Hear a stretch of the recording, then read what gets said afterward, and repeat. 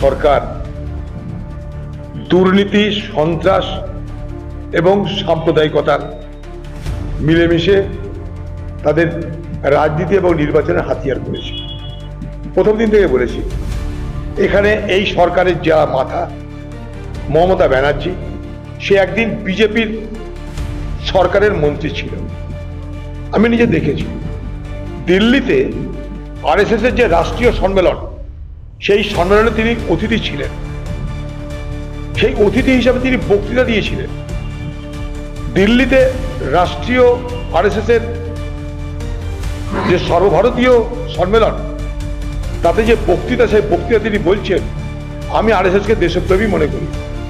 সাল 2003, অর্থাৎ সেদিন থেকে এই বাংলায় বিজেপির দ্বারা পরিচালিত হয়ে মমতা ব্যানার্জির নেতৃত্বে যে হিন্দু সাম্প্রদায়িক শক্তির প্রবেশ ঘটার ব্যবস্থা হলো এবং উত্থান হলো, একসঙ্গে নির্বাচনী গাঁটছড়া বেঁধে বিজেপি এবং মমতা ব্যানার্জি পশ্চিমবঙ্গের মাটিতে যে রাজনীতির পত্তন করলো, তা ফুলে ফলে বিকশিত হতে হতে আজকে বিজেপি এবং আরএসএস এই পশ্চিমবঙ্গে একটা বড় শক্তি।